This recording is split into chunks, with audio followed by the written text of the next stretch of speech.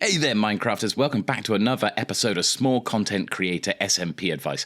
I'm your host, DrakenGameWerks, and today we're diving into a topic that's crucial for both server owners and players: leadership models for Minecraft SMPs. Whether you're running a server or looking to join one, understanding these different models is essential. So let's get started.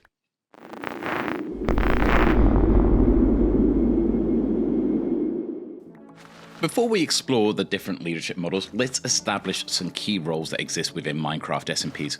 For the purpose of this video, we'll focus on three main roles: owners, admins, and members. Now, these might be called something different on your servers, they may be different titles, but essentially they are all the same, fall into these same sort of categories. Owners are the ultimate decision makers and server owners. They hold the reins and have the final say in everything that happens within the server. They set the rules, decide who joins, and they also determine when things like seasons begin or end, and similar sort of things like that. Admins, on the other hand, are responsible for the day-to-day running of the server. They may or may not be owners themselves, but their role is to ensure that the rules are enforced and that everything remains fun and organized. And of course, we have the members, the players who enjoy what the server has to offer. While owners and admins can also be members, some may prefer to take a back seat in running things. This can vary from server to server. Some may only play every now and then, some may be fully involved in the server, and others may just prefer to take a back seat. Now that we understand the roles, let's dive into the first leadership model, that of owner-run servers. In an owner-run server, one or a small group of people own and pay for the server. They have full control and the final say on all matters. They set the rules, decide who can join, and determine when seasons start or end. One advantage of this model is that the decisions can be made quickly and easily. Since only the owner or a small group is involved, implementation and changes can happen pretty swiftly. There's also little room for arguments, as essentially either you follow the owner's rules on the server or you go and find another server. However, it's important for owners to listen to their members' views and take them into consideration if they want to be successful. While the decision-making power lies with the owner, community input can help create a more inclusive and enjoyable server. On the flip side, an owner-run server can create an us and them dynamic between the owner admins and the members. It can also lead to members feeling less involved in how the server is run, which can affect their commitment. Now let's move on to the second model, Delegate Run. The Delegate Run server is a hybrid between the owner run and the community run models that we'll discuss in a minute. The owner, whether it is an individual or the community itself, delegates the day-to-day running of the server to the admins.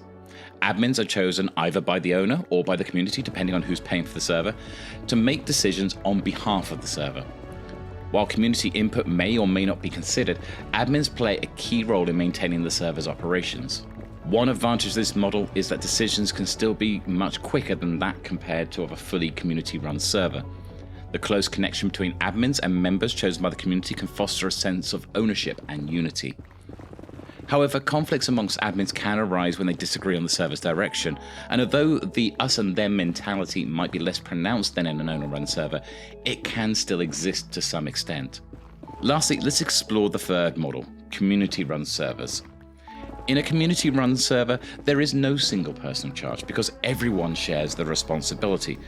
While admins are still appointed to help organize and provide structure, decisions and changes to rules are made through consensus within the community. Admins play a vital role in facilitating decisions and ensuring the server runs smoothly, but the ultimate decision-making power lies with the community as a whole. Some servers may require unanimous agreement, while others might rely on majority vote, and this can vary depending on the type of decision that's being made. For example, if it's a change to the rules on the server, maybe it does just need the majority vote. But on the other hand, if it's all about recruitment and about who comes to join the server, you may need to have a unanimous agreement to allow them to come through. One significant advantage of this model is that decisions are made with the best interests of everyone on the server in mind. The involvement of every member fosters a sense of belonging and inclusion, making the server feel like a truly community-driven experience.